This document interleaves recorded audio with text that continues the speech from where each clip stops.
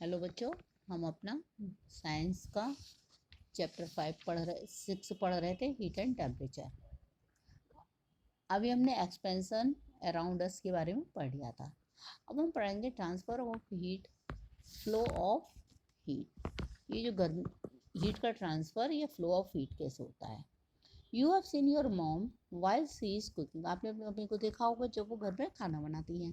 C put the frying pan और utensil over the flame of gas burner and gradually the frying pan become hot. ये आपकी mummy कोई भी frying pan या कोई भी बर्तन जब गैस के ऊपर बर्नर पर रखती हैं तो वो ग्रेजुअली द फ्राइंग पैन क्या होता है, गर्म हो जाता है। You may also have observe, आपने देखा होगा that your mom does not start cooking the food just after keeping the pan on the flame, rather she wait until the pan gets heated as per need। आपने देखा होगा कि mummy कभी भी जैसे खाना बनाती है तो कोई भी बर्तन में, तो उस बर्तन में तुरंत ही खाना बनाना शुरू नहीं कर देती हैं। वो उसको थोड़ा गर्म करने का उसका इंतज़ार करती हैं। Actually it takes some time for the pan to become sufficiently hot. वो क्यों वो टाइम लेते हैं कि वो बर्तन जो है सफिशिएंट हॉट हो जाए। And when a hot pan is kept out of the flame also, और एक गर्म पैन होता है उसको फ्लेम पर हटा देती हैं। इन द फर्स्ट केस आपने देखा when a cool pan was kept over the flame, जब एक कोई भी ठंडा पैन उस पर फ्लेम पर रखा जाता है, heat flows from the flame to the pan, तो उसमें क्या होता है, गर्मी उसमें फ्लो करती है। हीट जो उसकी होती है फ्लेम के द्वारा उसमें फ्लो करती है। And in second case when A hot pan is kept out of the flame, और सेकेंड केस में जब कोई भी गर्म बर्तन उस फ्लेम से आग पर से हटाया जाता है, heat flows from the pan to the atmosphere, उसकी गर्मी कहाँ जाती है, वो एटमोसफियर में चली जाती है। So it can be said, तो हम ये कह सकते हैं इन बोथ द केस, कि दोनों केसों में heat flows from the hotter object to the colder object. जो ऊष्मा होती है वो हमेशा गर्म वस्तु से ठंडी वस्तु की ओर प्रभावित होती है।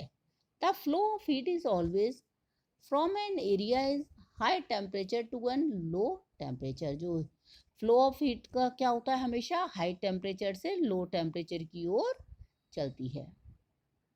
There are 3 method by which the heat is transfer from hotter to colder object. Heat के ट्रांसफ़र के 3 मेथड हैं जिससे कि वो हॉटर से कोल्डर ऑब्जेक्ट में जाती है। Conduction, convection, radiation. चालन, संवहन, विकिरण। Conduction, the phenomenon by which heat passes और travels is a solid from hot end to cold end is called the conduction of heat.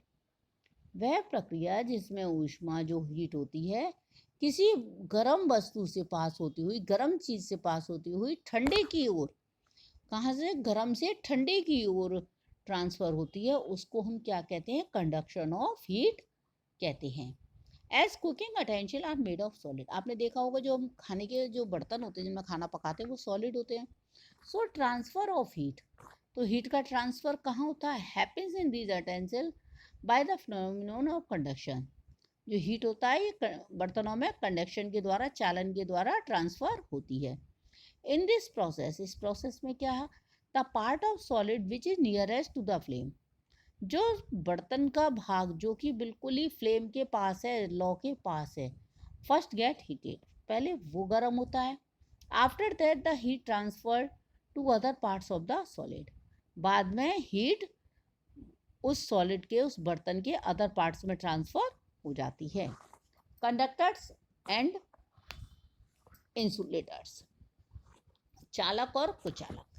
some substances that allow heat energy to travel them quickly and easily are called good conductors or simply conductors of heat. All metals are generally good conductors.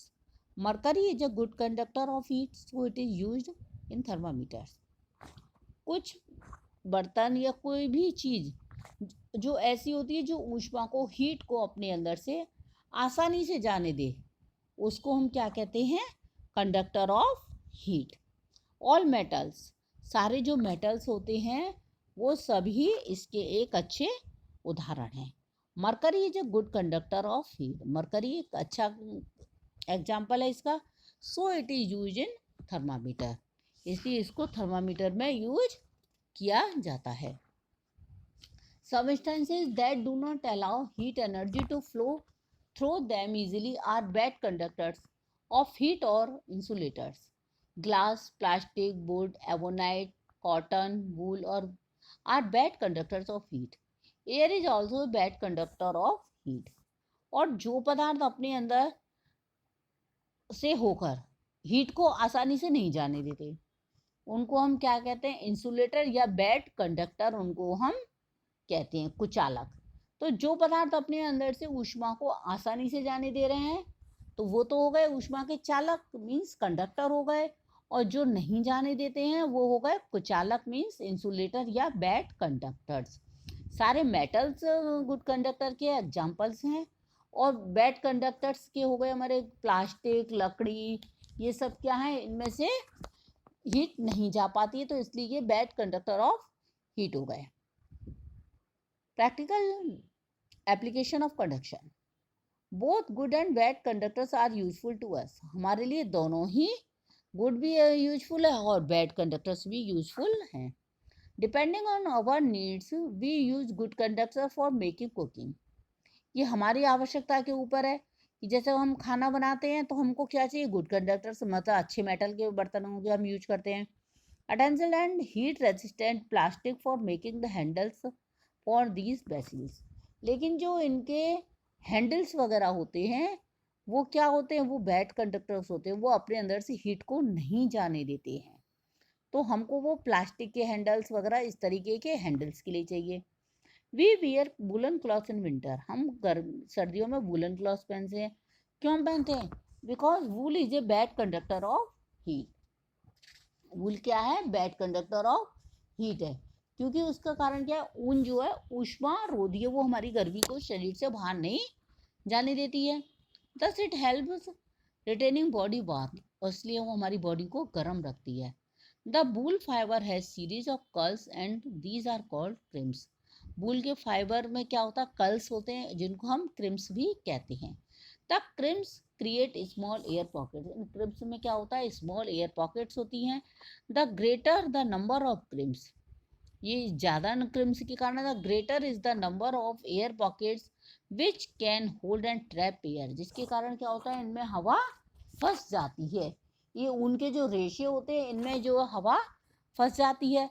Thus a thin layer of air is created which insulate from the cold weather and also prevent body heat from escaping into surroundings. तो ये सर्दियों में जो हम ऊनी कपड़े पहनते हैं ये क्या है, बैड कंडक्टर्स है। इसके उनके जो रेशों में वायु जो हवा फंस जाती है ये हमारे शरीर की ऊष्मा को, जो गर्मी होती है उसको ठंडे की ओर से जाने से रोकती है, जिससे हमें क्या लगता है, जैसे कि हमारी शरीर की गर्मी बाहर नहीं जा पाती और ठंड में हमको गर्म होने का अनुभव होता है। कन्वेक्शन,